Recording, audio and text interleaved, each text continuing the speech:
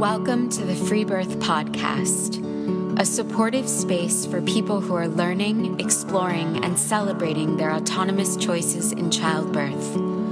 Together, we'll unpack truths, share personal stories, and claim our ability to birth freely and intuitively. Here's your host, Emily Saldea.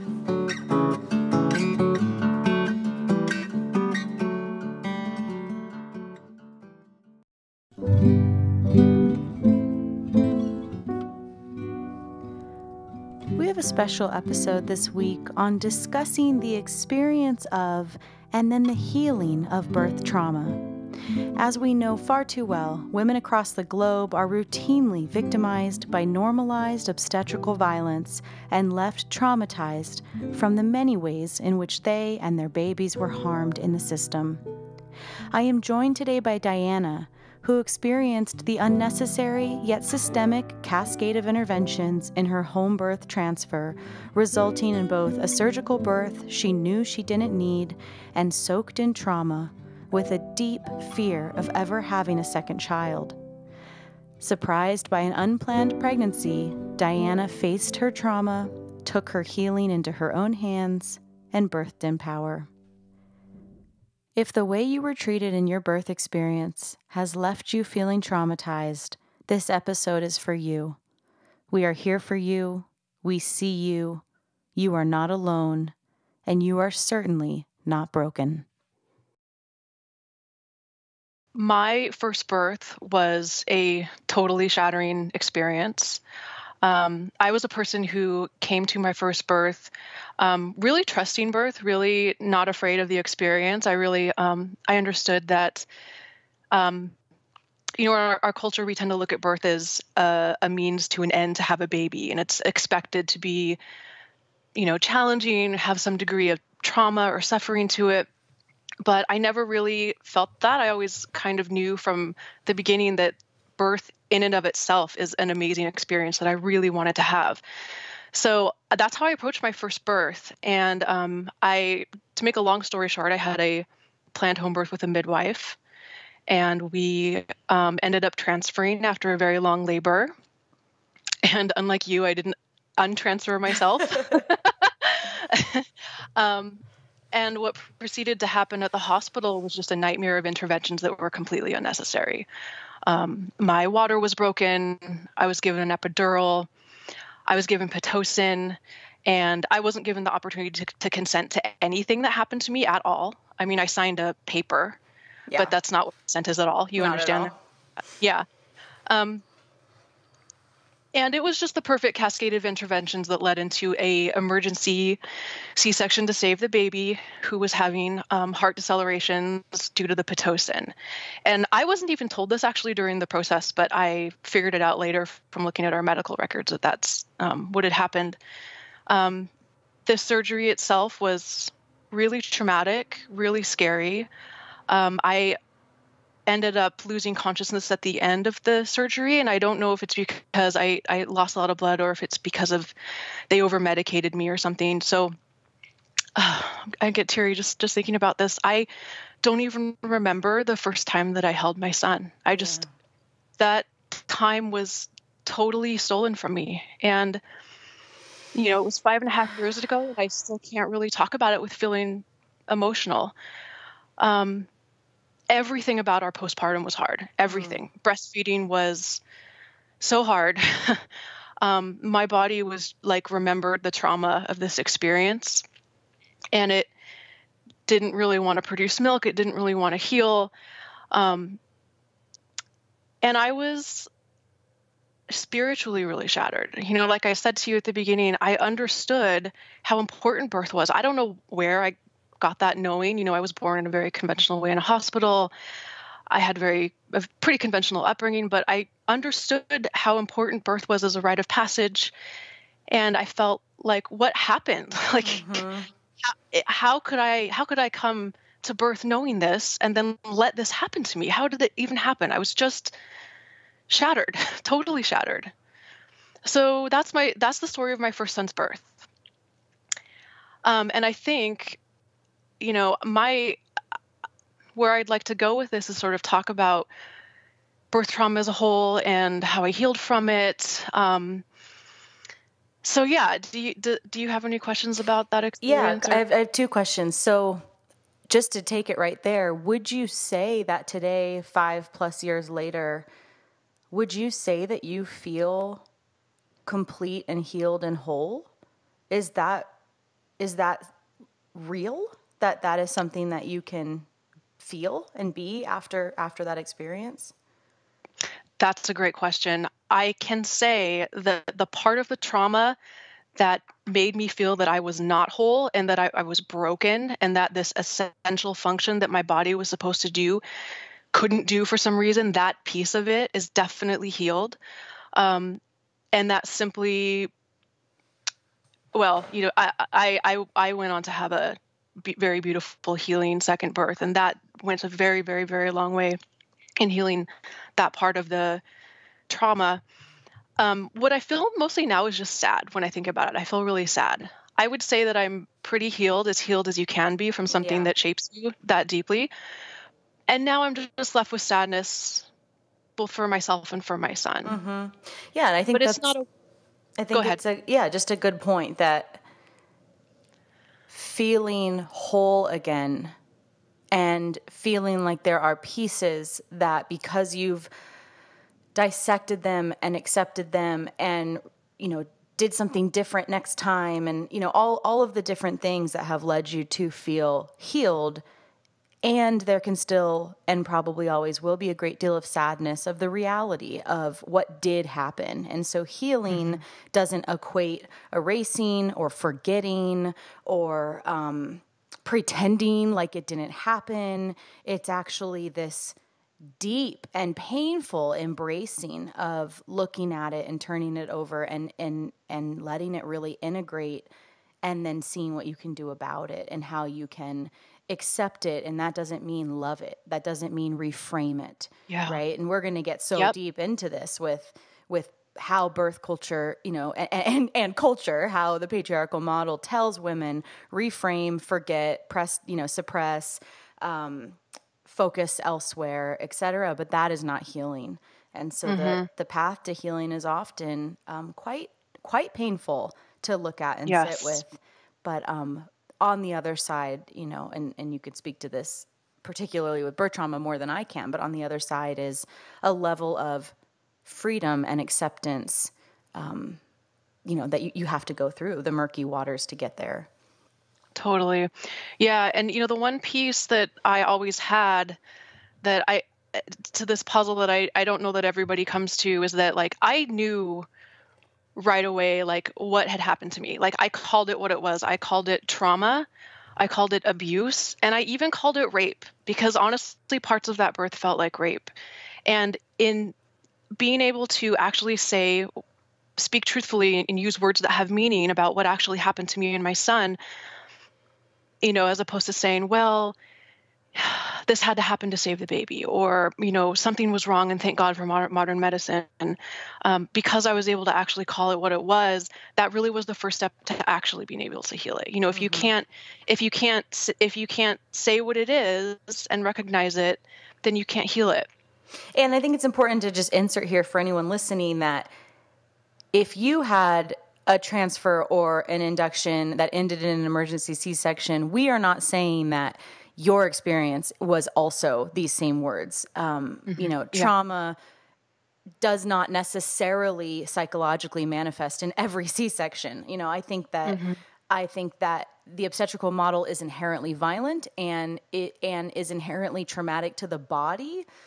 But we're not trying to say that, every single woman is experiencing birth rape psychologically. I think there is a platform to have that conversation that, the mass internal exams and instruments that are almost always done without full consent, and then there's a deeper question of, can we even really consent in a paradigm of authority? And, when it's not like, we could go down a whole nother path with this, but, these are big words, and this is a really, really deep topic. And, as we mentioned before we were recording, that so many women come to birthing outside the system because they were first violated by the system. And so this is a very heavy and rampant, topic, and not everybody has come to terms yet with their trauma. And what I guess I originally wanted to say was not everyone experienced their hospital birth as trauma. And so, take that for what it is. I just wanted to make sure we kind of made that disclaimer that we're not saying that everybody who has this similar tale experienced it as such, but rather, if you did experience it as such, this episode is an offering to you as permission to stand in your story today as you listen to this, and permission to fully embrace the trauma that perhaps hasn't been validated for you. And we're doing that today virtually as a global circle to hear Diana's story and to know how painfully common it is and how often it is not validated to be the birth rape or the stolen experience that Diana experienced it as, and that many, many, many women we work with do. Yeah, thank you for that disclaimer. You're absolutely right. There's a really great book called How to Heal a Bad Birth. Maybe you've heard of it. It's kind of geared towards people that are in birth work, working with women who've experienced birth trauma. And one of the things that is talked about a lot in that book is that the actual outcome of the birth, like meaning like a C-section versus a vaginal birth, tends to have less of an impact on if it's perceived as traumatic or not. What really makes women feel traumatized during the birth process has to do with things like consent and having agency in the decision making that's happening. So yes, I'm not trying to say that all C-sections are traumatic, of course, but I think they are physically. Well, yeah. Right. Surgery is traumatic, like to be put under general, if that was what happened, for some C-sections, and it's certainly traumatic for a baby. Like, yeah. And it can also be life-saving. And this is where everyone gets all up in arms about it. Yes, of course, no one would argue that on a rare occasion, a surgical birth will save the life of a baby. And that is a freaking traumatic way to be born. Is it worth it for life-saving? Of course, absolutely. But, even that trauma has become this like buzzword that, and really just to be point blank, the women, it's rarely men, the women that fight our message around this stuff, they have the most trauma. Yeah. And that, it's sad. It's sad. And I don't know if those people would listen to this episode today, and that's okay. But point being, our job is not to say who has trauma and who doesn't. Our point is to say that this is a common story, and we're going to unpack it today. We're going to unpack what it means to acknowledge to yourself and to perhaps your community that you have trauma for your birth, that what happened for you doesn't feel normal or okay, if that is true for you. And that's where I want to steer back to you, Diana. The other part that I thought was interesting or powerful that you were just pointing to is that you said you knew that what happened wasn't normal or okay, or necessary. And so I'm wondering when that happened for you. Was it always happening? Like as the cascade of interventions was unfolding, did you know that this wasn't right, or was it afterwards? When did it hit you like a train at one point, or was it just like obvious, but you couldn't do anything to stop it the whole time? It was obvious, but I couldn't do anything to stop it. And when I was at the hospital, I was in pure survival mode. Yeah. Just pure survival mode. I had no autonomy at all. Things were being done to me. Once I had the epidural, I couldn't even move. Yeah. My doula had no power. My husband couldn't do anything. I just had to survive it. I knew as it was happening that it was awful, but I just had to survive it. And then it was really in the postpartum period that I experienced the waves of just, grief and anxiety and depression. And, I think anyone would have diagnosed me with having postpartum depression, but it wasn't that. It was just PTSD and grief from this experience. So that's when I felt it. When I was in the hospital, I was just have to survive this. Yeah. Yeah. Yeah. I mean, it's being assaulted. right? Yeah. It's being assaulted. Yeah. And what's crazy is that it's the system that's assaulting you. So what happened to you, I mean, I wasn't there, but just from the overview of the story you've shared, it's pretty average. A lot of women hold this story, particularly home birth transfers. It's almost understood that if it doesn't quote unquote work out at home, you're going to the hospital for the cascade of interventions that may or may not end in a surgical birth. You know, we also know, let's say induction. So artificially induced labors in the hospital have a 50% chance of ending in a surgical delivery. So this cascade of interventions, you know, that we talk about is, it's an epidural. It's the Pitocin. It might be AROM, rupturing your membranes. And the baby, we don't know how the baby's going to do with that Pitocin. We don't know how the baby's going to do with the lack of oxygen, with the intense contractions that are not physiologically giving baby this break and all this replenishing, you know, oxygen in between. It's really running a freight train through that uterus. And so it's very common that babies don't do well. And then we also know that with continuous monitoring, when it was introduced in the late 80s, that all continuous monitoring has done is it increased C-sections. It has not increased outcomes. It has not improved outcomes. So that's important to understand, because if you're birthing in captivity, the first time you accept an intervention, you kind of have to be, or maybe should be, on continuous monitoring, because you're fucking with the sequence, with the physiological sequence.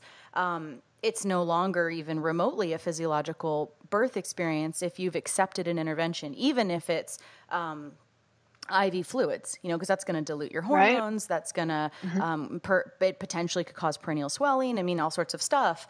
And so automatically now the baby is out of, what's the right word? It's out of flow with the mom and the hormones. Right. Yeah, absolutely. Exactly. Yeah. And getting out of that normal physiological hormonal flow takes away, you know, a large part of why birth is safe. You know, you're like making it less safe when you do that. Exactly.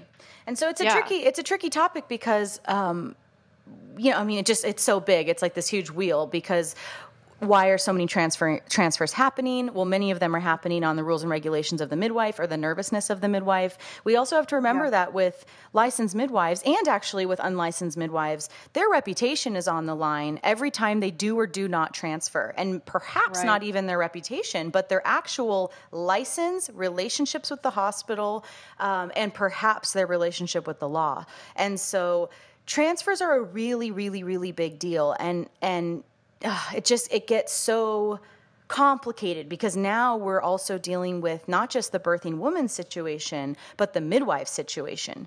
And so she, you know, may have a relationship with the OB, and there is a point where it would be inappropriate to bring the woman in. You know, she doesn't want to be bringing in train wrecks every week. She wants to be bringing in, you know, not train wrecks. She wants to be bringing in, you know, somebody who can still, where it's not going to be a chaotic situation. Right. I'm not articulating this very well, but point being that there's, in transfers, we, unfortunately, but just realistically, we also have to consider what's going on with the midwife and her dynamic in the community. Meaning that perhaps there are many more transfers happening than should be, or otherwise, you know, could have worked out at home. So then once we're at the hospital, we're there to use interventions, but now we're opening up a whole can of worms, and we just don't know how it's going to go. But the system is based around intervening. So there's no normal births happening at the hospital. Yes, someone may come in and not get an epidural and have a baby quick enough. Yes, of course, that happens. But the vast, vast majority of women, whether they know it or not, are going to be highly disrupted. And like Diana just said, once you're disrupted, it actually becomes dangerous, whether it's to the baby or to your third stage. You know, postpartum hemorrhaging is very common in captivity, but, you know, they have the IM pit, and they have all the things to, you know, stop a hemorrhage, or even if it gets out of hand, we can do a blood transfusion. And so it's really not cared for very much. It's not really in this idea of prevention. We're actually not seeing emergencies really be that prevented. We're just seeing a shit ton of surgery. Yeah. Anyway, so that whole rambling was to say that we have a entire culture of trauma and of disruption, which you could argue physiologically, that strong disruption and taking away or stealing normal birth, how could that not be traumatic? And so I guess where I want to go with this is, what do you feel about, because I know you work with women who have birth trauma as well. I'm trying to think of like how we can dive into the resistance of accepting or acknowledging that they have trauma. And like you said, I don't think we were recording yet, but like you said, that you never had the option to hide behind, oh, they saved my baby, or, oh, this was necessary. Can you speak to that a little bit? Yes. It is exquisitely painful to have to admit to yourself that something traumatic and awful happened to you that didn't need to happen. It's really hard to really let that sink in and really know it. And there's a very natural human thing that we do when something traumatic or scary or bad happens to us, where especially as women, we'll tend to think, well, I must have deserved that, or I must have asked for it. That's just a really common human thing that we do, you know. I think it's to protect us. And you know, especially as mothers, we have this incredible drive we do anything to protect our children, right? And if you had to really sit with the thought that a choice that I made, or my birth circumstances, whatever it was, actually could have hurt my child or did hurt my child, that is exquisitely painful. So of course there's resistance around this. Of course. For some reason, I didn't have it. I don't really know why. I just always knew that what happened in our birth was not right, and that it hurt myself and my son. But I totally understand why someone wouldn't really be able to name that in their own experience. I really do, and I would never say to someone, you had a failed induction, epidural C-section, that was a traumatic birth. You know, I would never say that to someone who didn't feel that way. That totally didn't need to happen. Oh no. Yeah. No. Yeah, but it frankly just makes perfect sense that we wouldn't always recognize it. And then the other thing too is that, like, this is our culture, right? It is odd for me when I tell people that I had a baby at home in my bedroom after a C-section. People look at me like I'm insane. How could you do that? That's so unsafe.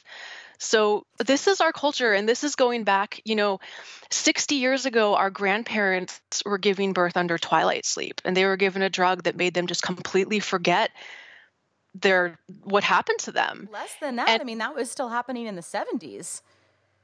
It was happening in the 70s? Totally. Wow. My grandma's generation, who was birthing in the 50s, were under ether, just straight up ether. Wow. And then Twilight it was also around them, but it went through the 60s and the 70s. So, wow. Yeah, and actually it's still used today, by the way. Twilight sleep is not gone. That is still used in C-sections. Wow. But it's not called that, and it's used for abortions, which is a different situation, because the women are consenting in a different way. Right. But yeah, it's exactly. So we come from just 2 generations ago of women very, very commonly unconscious. Mm-hmm. But I mentioned that because this actually gets back to the beginning of our conversation, where we stated that in order to heal something, you have to be able to look at it and see it, right? And we have generations of women in our culture who literally couldn't look at or see their births, like they don't remember them. They were knocked out. And I really see this as a collective wound, a collective female wound that we're all kind of swimming in right now.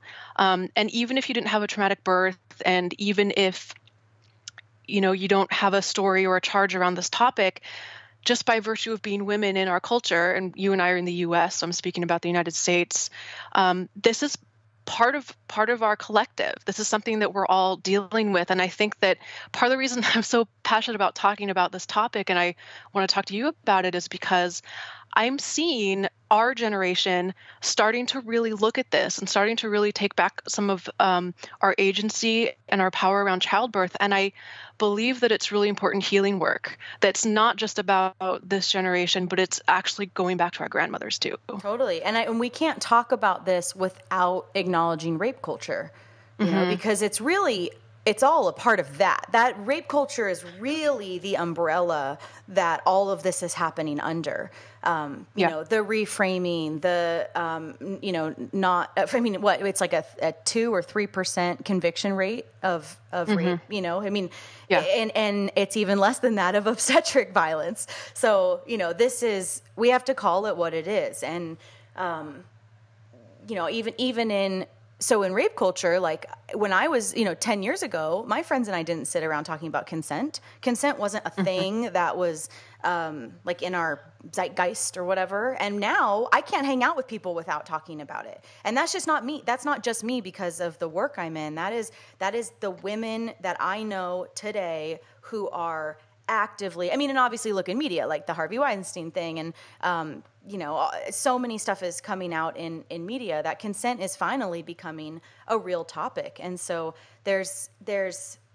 I would say there's really no difference when we're talking about the obstetrical rape and violence that women are regularly and routinely experiencing, some of which are knowing that that's what it is, others, and it perpetuates itself because as women, most of us we have been raised and been violated or assaulted or raped in some way, shape, or form. And so then for it to be re-perpetuated through our birth stories, it's deep, man. It's really... there's an acceptance in it or an expectation in it or not being surprised by it where it gets really heady. And so to pull way, way, way back, and I just want to say to anyone listening, you should not have a vaginal exam if you're not into that vaginal exam. I would call that birth rape. To have fingers inside of you or instruments inside of you, whether it's during your birth, whether it's during your pap smear, whether it's during a party or in your bed, if something is going inside of your body without you fully consenting to it and welcoming it, then that is a violation, that is assault. And so what's changing in our generation is we're starting to name what it is, which is exactly painfully exciting, because hopefully in our children's generation, Diana has 2 sons, I have a little daughter, that consent is talked about from the very beginning, and that there is no confusion when my daughter is a little tipsy at a party, that perhaps Diana's sons understand, at this point, how to protect a girl who's a little drunk. I talk about it with my husband all the time that, I have male friends now who will acknowledge, oh my God, I really didn't get full consent. I have had sex with plenty of girls that, I think I did actually kind of push her and she kind of wasn't that into it, but I kind of didn't really care because I'm an entitled white guy that takes what's mine, and there's a lot of bravery and men willing to look at that and start to talk about it. Anyway, I don't think we can talk about this without really going to the bigger umbrella of what rape culture is today and how it manifests everywhere. Oh, well, absolutely. And I'd even take it a step further and say, I can think of no better way to enslave women than to take away their power when we're doing the most powerful transformative thing we will ever do, which is give birth. Like, there's no better way to do it. If I were to design a way to perpetuate patriarchy and rape culture, I would hurt women during childbirth. I'd tell them to be afraid of it. I'd tell them it's scary and painful. I'd tell them they need drugs. I'd tell them they need an authority to do it. They need to be saved. Yeah, they can't do it. Yeah. It's actually brilliant. Yeah, it really is. I know. I just said this in another podcast. It really is. It really is genius, the strategic and systematic dismantling of feminine power. And it has been so successful for so long that the fact that you and I chose to birth at home on our own terms is considered not only radical, but irresponsible is really amazing. You know, it really is amazing that the women we work with and the women we love and know in the free birth community are routinely disrespected and condescended and sometimes exiled of their communities or even their families for the choices that they make because they want to increase their authority or claim their personal decisions about their body. Because let's be real, this is not a society that trusts women or that grants women permission of their own reproductive health, of even of their own parenting styles at times. So it's I mean, this whole thing just runs so deep, and you're totally right. I mean, let's just call it what it is. This is the most intelligent and effective way to keep women not feeling powerful. I mean, also, just to take it there, women can't even bring themselves to say they're fucking powerful. Like, did you see how much pushback I got when I posted on Facebook? Can we stop saying empowered? Men don't say empowered. Why can't women say, I feel powerful, I birthed powerfully, I wake up feeling powerful, I feel powerful in my relationship? And I wrote this whole thing, and I cannot tell you how many people, women, commented back, I'm not comfortable with the word powerful, that men, it makes me think of a real, like, what did they say? Like a real opinionated asshole, like all of these interesting. Yeah, it was really interesting to see how much pushback I got to me saying, I feel powerful, because we have to go a step down. We have to say my birth was empowering, because it's a temporary state. Right? Because if you're empowered, then that means you're disempowered. It goes back and forth. You're empowered in this moment, or being around her makes me feel empowered, or she empowers me. But then you go right back to your normal, natural, feminine, stupid little tiny space of not being empowered. But when you feel powerful, that shit is unshakable. Yeah, and there's no more perfectly designed way to really feel your own specific feminine power than to give birth. I mean, it's incredible. We've just been given this incredible birthright as women to be able to do this. And I mean, I actually had a question for you. I hope we're not straying too far off of the topic. I think it's all related, but I see that very clearly. What's being taken away from women when they're birthing in captivity. You see it very clearly.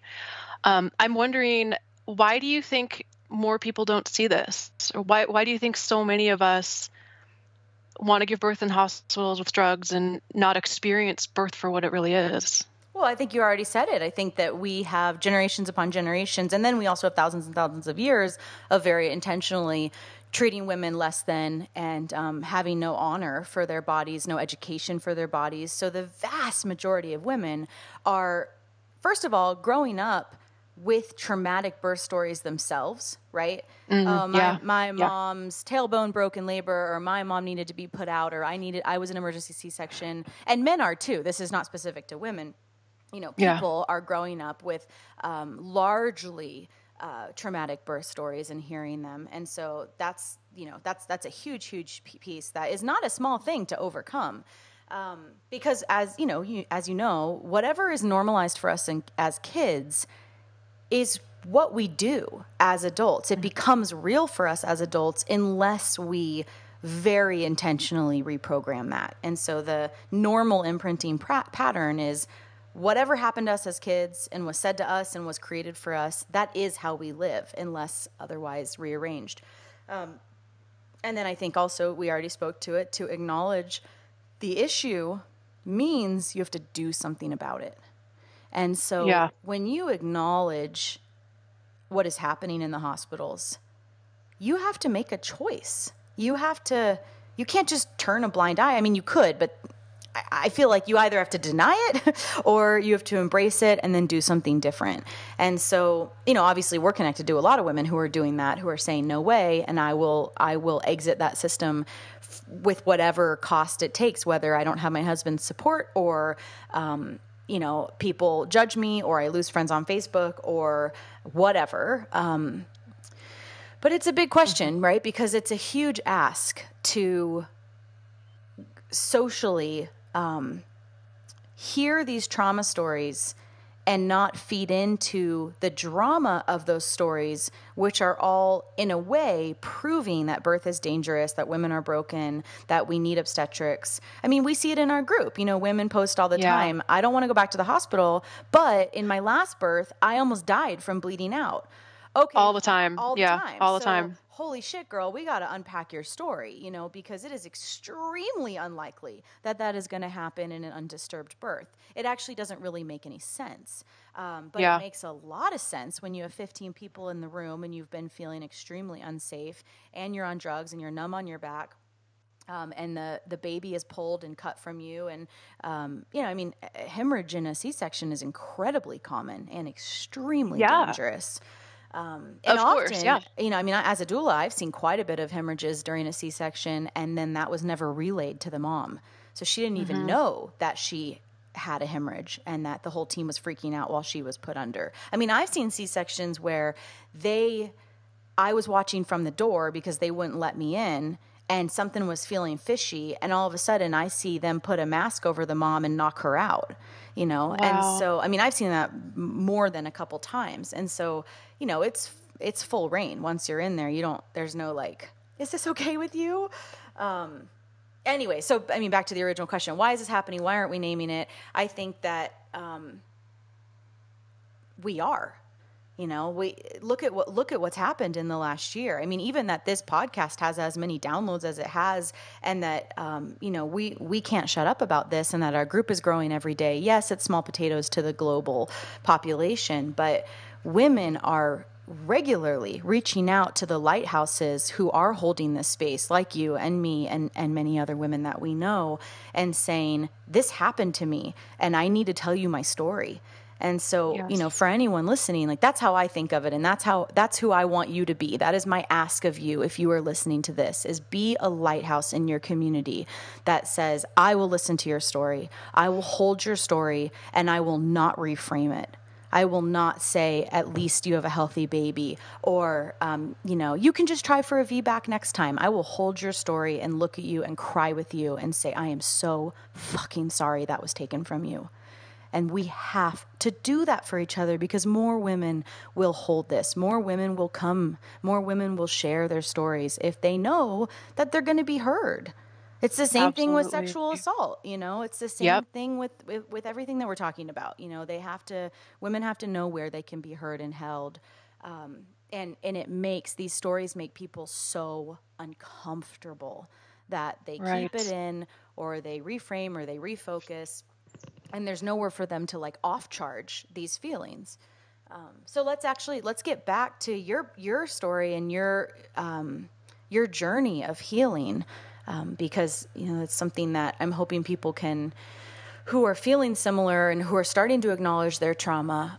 And perhaps there is a little whisper inside of you, if you're listening to this, that maybe what happened to you wasn't right, and maybe that hasn't been normalized for you, and maybe someone hasn't listened to your tale yet, and maybe you are resonating with some of what we're saying today. So, Diana, take us to, anything in your postpartum that started your path of healing. What did that look like for you personally? Well, the first thing that I had to do was I had to find people in my life that were safe people that I could talk about my experience with, people who would not say exactly what you just said. Well, at least you have a healthy baby. Oh, well, next time you can try for a VBAC. Like, I needed to tell my story to people that would really hear me. And I did it over and over and over again. And that was really the first thing that needed to happen. Like I said, I already could look at it clearly and see this was shitty. This was terrible. Then I needed to talk about it. So, and I would say to any of your listeners, that can be hard to find, especially if you're maybe listening to this and you're in more of a conservative community. Maybe you don't have anyone who's not, totally hooked into the mainstream medical model that would hear you. And so to that, I want to say online communities can be so great for this. Free Birth Society, obviously, I'm a moderator on that Facebook group, and anybody who's listening to this who's had a challenging birth and wants to go to a place online where, we will hear you and honor your story and not tell you, well, at least you had a healthy baby. That's one place that you can go. So that was really helpful to me beginning to heal, was talking to safe people in my life. And I also reached out to online communities of women that totally got it.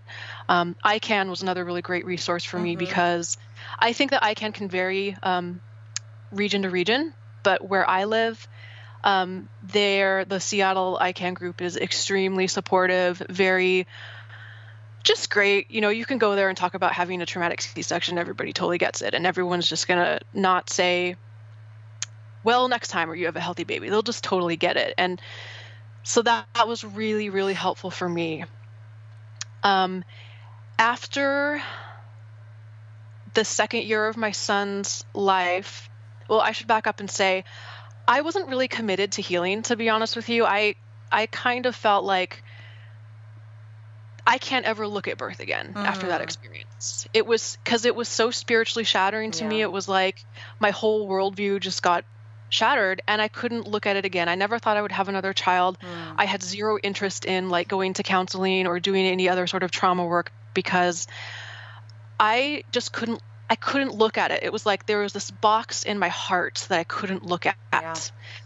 And of course, the universe threw my way a surprise pregnancy. Oh my God. When I was just 2, wow.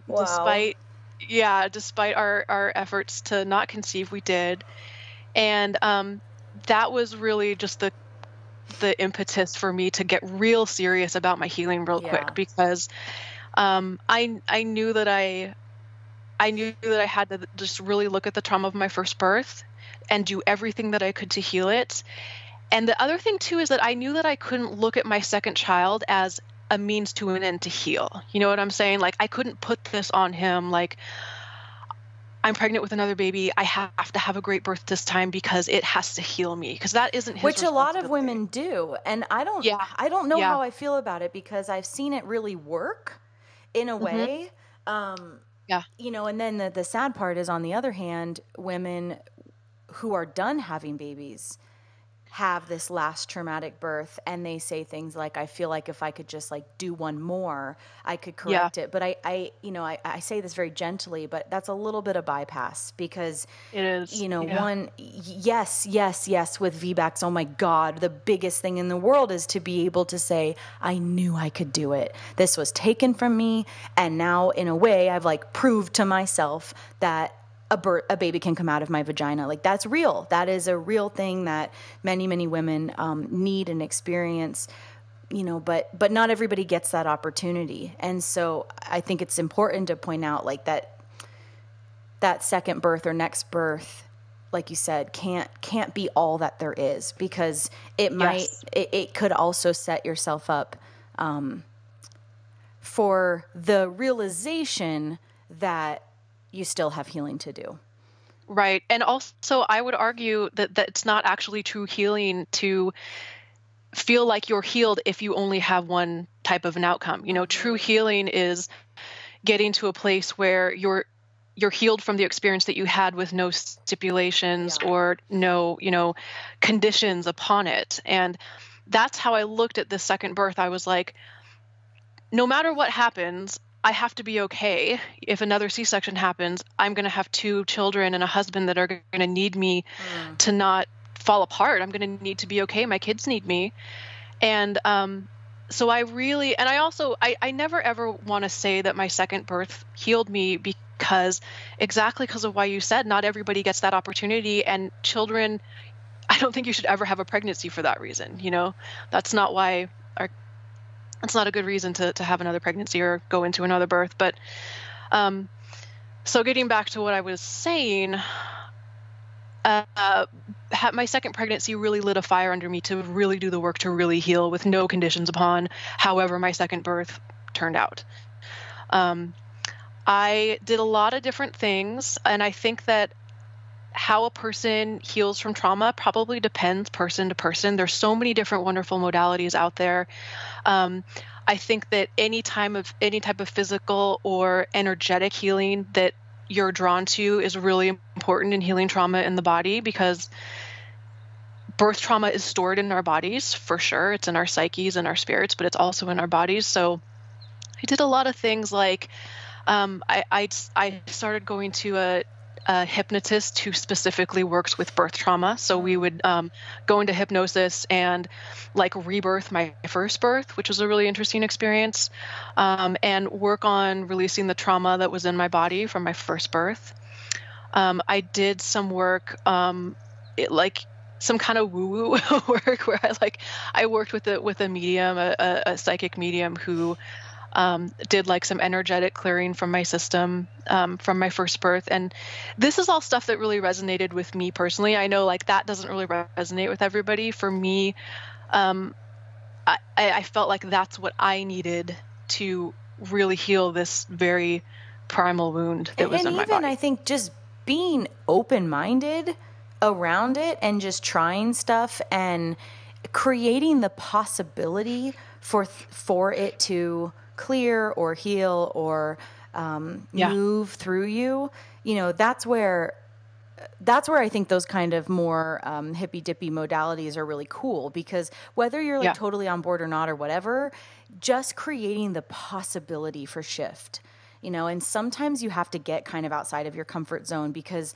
as we all probably know, if you're just trying to do it in your head, and this is why talk therapy is not very efficient or productive, because if you're just running around in the same circus of your own head, yes, it can feel amazing to vent and process and cry and be heard and all of that. So important. But then what? How do we actually get the energy to move in your whole body, not just your mind? And so, speaking to it, storing in your body. I think sometimes with those other modalities that might feel a little awkward or questionable or improvable or any of those things, it's kind of important to step out of your comfort zone and just try stuff with an open mind and an open heart, because that is where stuff can start to move and shift. Absolutely. It did for me. It was really helpful for me.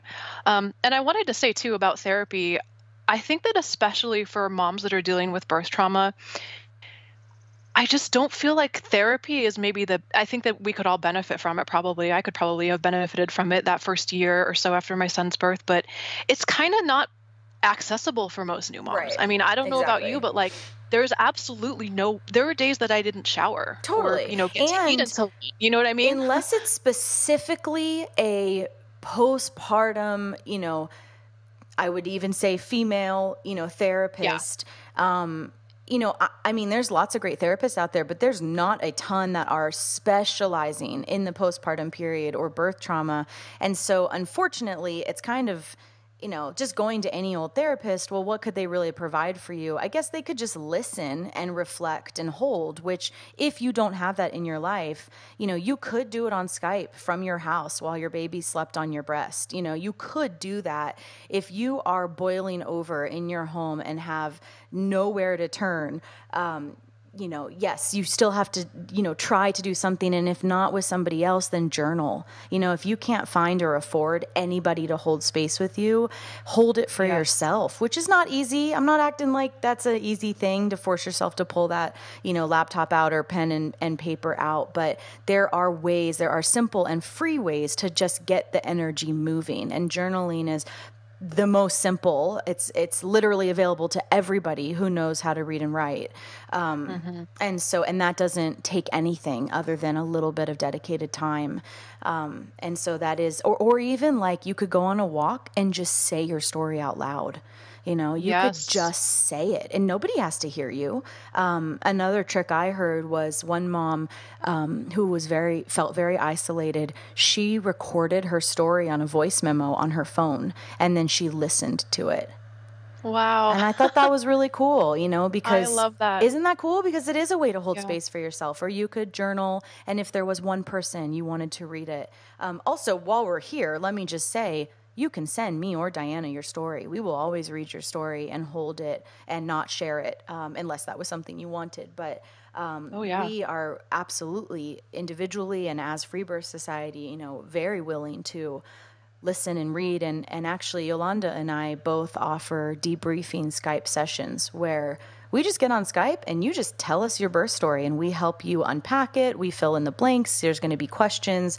Not that we know the details of your birth, but we understand the system in which you birthed very, very well. And so a birth debrief, and I'm sure we're not the only people that do that, so a birth debrief could also be massively helpful to normalize and understand, what happened to you. That's so amazing. I wish that I had known about that 5.5 years ago. Yeah. That would have been just massive in my healing, to like get on the phone with someone who really gets it and share my story. That would have been huge. Right. Definitely. I am curious to, and I know he's not here to give his side of it, but I'm thinking about your husband, and I'm thinking about what it was like for him to witness your experience and then be with you in your postpartum experience, however he was, and then this surprise pregnancy and then his own preparation and then to witness you have a wild, ecstatic birth in your bed with your second baby, without him physically being here to speak for himself. Can you speak to his process a little bit with this? Yeah, I can. I would say that he was almost as traumatized as I was from my first son's birth. And I noticed that for him, it manifested more as rage. Like he was furious. He was so angry. He wanted to get everyone at the hospital fired. He was just rageful, so angry. And he's really not an angry person. He's a really sweet, gentle guy. But I think that even to this day, he has a lot of anger about that particular hospital. It's a local community hospital that we sometimes drive by and see. And he was angry, really angry. Just like me, there was no part of him that felt like we were saved by that experience or that it needed to happen. He felt extremely violated by it too, but also helpless. Yeah. There was nothing he could do, just nothing. And then in the postpartum period, I was grieving, he was angry. That's really what that looked like. So it was a really challenging couple of years for us. Were you doing that as allies or polarized or a mixture? Mostly as allies. We would talk about it a lot. I'm really grateful that he's someone that I could just talk about the birth a lot. I'd cry a lot to him, and he would express his anger, his fury. So we definitely didn't butt heads, but we processed the experience in different ways together pretty well, given that we had a very different experience after the birth with, how we dealt with all those emotions. So did he blink an eye when you were like, I'm obviously VBACing at home, or was he like, yeah, of course, we're not going back there? What was... He was like, yeah, of course, there's no way.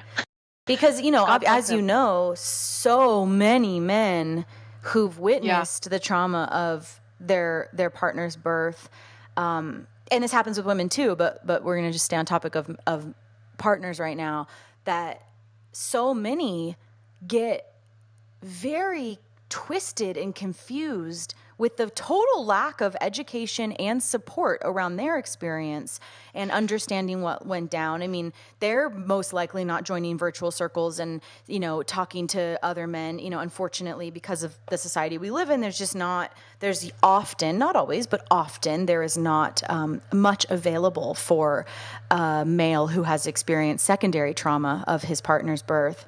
And so then when the woman says, I'm not going back there, or I can't bear to think of that again, very often the man says, are you kidding? You almost died. Like, we can't not. The Stockholm Syndrome that people get locked into when they have and particularly partners, I think, when they have a traumatic experience at the hospital, but then there's like this narrative that whatever, we have to be there the next time. Yeah, I'm particularly thinking of this one. I mean, this happens all the time, but when I was a doula, I was a woman and a man hired me for a VBAC birth, and she was going right back to the same hospital and the same group of midwives, and I couldn't wrap my head around it. And they were like, "Oh no, they support VBACs." And every time I met with them, they were very aware of the trauma that they had. And honestly, I would say the partner might have even been more traumatized.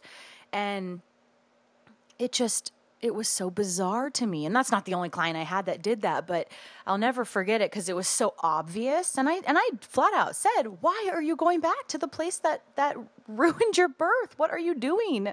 And, it's, "Oh, insurance," or, "Oh, whatever. They said this, that, blah, blah, blah." It's just, it's weird, honestly. It's weird and it's sad. And I don't entirely get it, but Stockholm Syndrome is the best example, or the best kind of like thing that we're familiar with that I could relate it to, returning, they say the definition of insanity is doing the same thing over again and expecting a different result. And, to return to the place of trauma or your C-section, at the same hands of the same people, and think that you're going to have a different experience. Yes, you might have a VBAC. That woman did have a vaginal birth, with an unconsenting episiotomy and, a lot of violence. Wow. So like at what cost? Like, okay, a VBAC's not all we're after, people, Well, go ahead. yeah, I mean, particularly for VBAC moms, a lot of us like just don't have any choice, because I know where I live, it was hospital or free birth basically. And that's true of many parts in this country, because licensed midwives, depending on where you live, many of them aren't, allowed under the stipulations of their license to attend women at home who've had surgical births. So Or if you they had have to be 2 years difference. Like in California, they need to have been 24 months apart. So, I mean, yeah. what if you have back-to-back pregnancies? Right, exactly. Yeah. So, I mean, when I look at that, I just think that some people just think that they don't have any other choice. Yeah. I mean, I know that like before, with my second birth, before I realized I had to do this outside of the system completely, I was petrified, because I really kind of did think for a minute that I had to go back to the hospital, because I knew what the laws were in the state where I live. Yeah. And that was terrifying. Oh, That my was God. just petrifying. Yeah. And I have absolutely no doubt in my mind, Emily, that had I birthed my second baby in a hospital, any hospital, I know I would have had another C-section. I know I would have.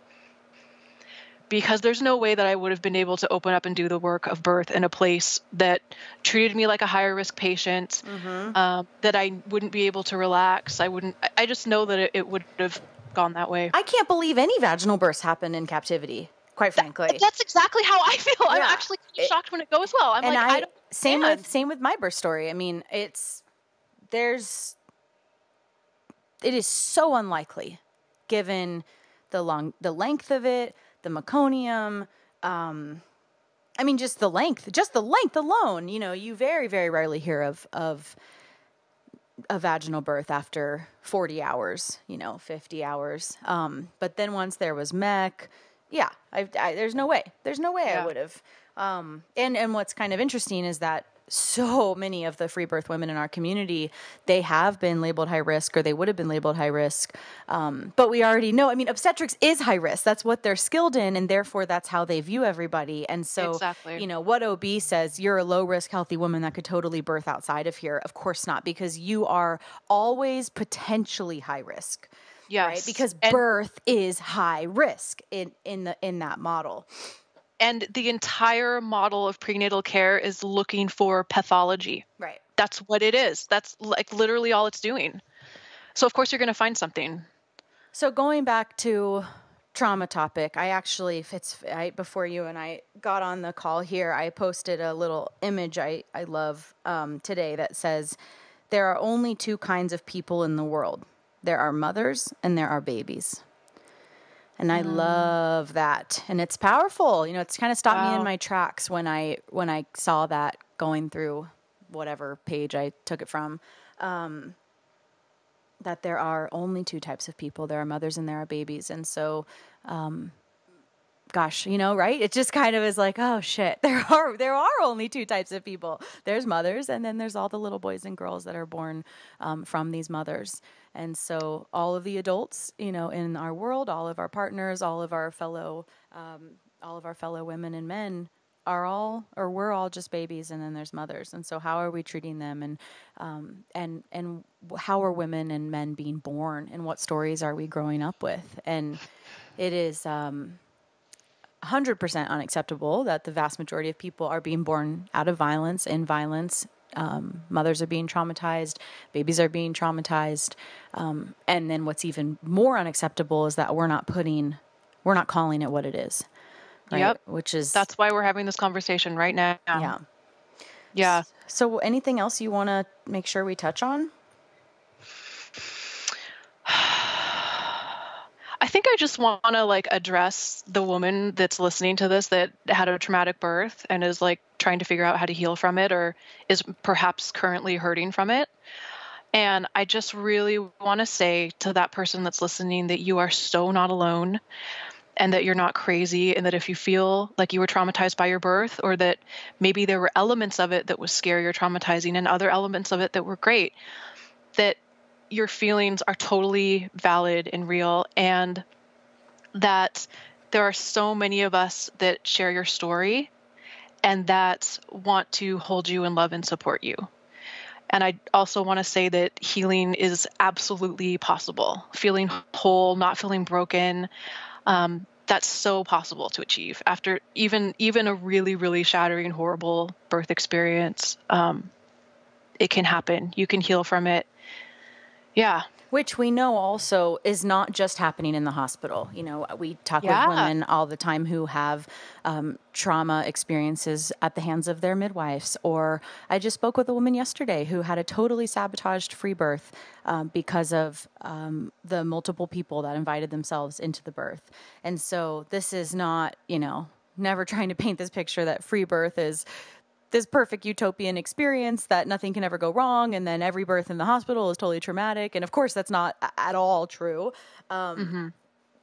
Undeniably, you increase your chances for a normal and powerful birth when you are undisturbed and when you only have people that you know and trust around you, and you are at home. Yes, those are true. But trauma happens in all settings. And like you pointed to earlier, and we don't need studies to prove this, it's obvious, but there have been studies that prove that it is about how the woman feels versus the outcome.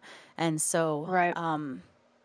It's, I think, part of the naming it and the responsibility that comes with naming it is knowing that you then have to make a different choice. And what happens when the person that traumatized you in your labor was your husband, or the midwife who's already caught two of your babies, and is the only midwife available in your town, or it's the doctor who's been your OBGYN since you were 16. There's some of these relationships run really deep that it feels impossible to break away from them or to create a new dynamic if you are to have another baby again. And you are going to have to do something different. That's just, that's the truth. You are going to have to do something different, maybe a different location, different team, by yourself.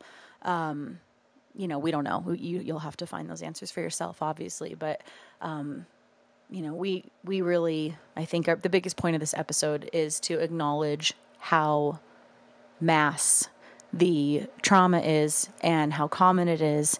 And that if you are not being validated in your story, please reach out to us, and we will listen to you, and we will sit with you, and we will hear you, and we will help you come up with another plan if you need one, if you are moving into another birth and need to clear out your previous birth. I mean, I've had women contact me who need to clear out their birth from 10 years ago, or 15 years ago, Yeah. I mean, and, probably so many of you listening are already birth junkies. So you've had this experience. Like, I can't go anywhere without somebody telling me their birth from the 70s. Like the last time I flew, older woman, quite old, like 80 something, sat next to me. And I don't even think I told her I was in the birth world. And I swear to God, she just started telling me her birth story, and it was really messed up. And it was, so painful for her to tell. And, Yeah. you know, how many 50 years later, you know, so yeah, it's just, there's really no end to this conversation, and it is ongoing, and we will always talk about this in our episodes to keep bringing it to light. But I really love that image of considering yourself and making yourself, deciding that you are a lighthouse for other women to hold if you feel ready for that. You know, if you feel able to hold a safe container without, you know, it totally bringing up all of your own trauma and stuff. But if you feel able to do that for other women, or if you need that, please know that we can be those women for you. Absolutely. I love that. I love that image. That's so good. I think we basically touched on everything that I wanted to. Okay. I think we had some good conversation. Cool. Okay, so we're going to leave it there. I hope that this touched you and you know, helped give you a virtual hug or acknowledgement if you felt like you needed that today. And yeah, I'm trying to, I keep seeing this beautiful image of all these, you know, powerful women as these lighthouses that are safe for each other. And, it's just, you know, I'm a broken record saying this, but the first step is, if you are ready and willing to acknowledge that the system failed you, you did not fail you. You didn't know. You didn't know what the system had in store for you. And now that you know, you can make a different choice. And like Diana said, she didn't even know in the beginning that she could make a different choice. And, you know, I want that to be one of the biggest things we're driving home today is, you know, and that's one of the beauties of free birth is, and it's not a simple thing to choose to free birth, but if you can't afford a midwife, or if you can't find a midwife, and you also can't afford to go back to the hospital, there are other options. You know, there really are. You could just stay home if that felt like the safest and most intuitive route for you. You can do that. And at Free Birth Society, we can try to help you find a doula or a birth attendant in your area. If there is one, we'd be happy to help pair you to somebody that we might know. Yes. Well, thank you so Thanks, much. Emily. Yeah, thanks for your time and your story and everything you represent. You really are this beacon of possibility, I think, for other women, that you've really been there in a way that I haven't, you know, and you've worked through it and you've done the hard work, and you're willing to talk about it. And it's so important. Thanks, Emily. I appreciate that. I appreciate all the work that you're doing too. It's so needed in this world right now. So thank you. Mwah. That's it for today, everyone. Join us next week for another episode of the Free Birth Podcast. Thanks for joining us. And remember, your body, your choice. Lots of love.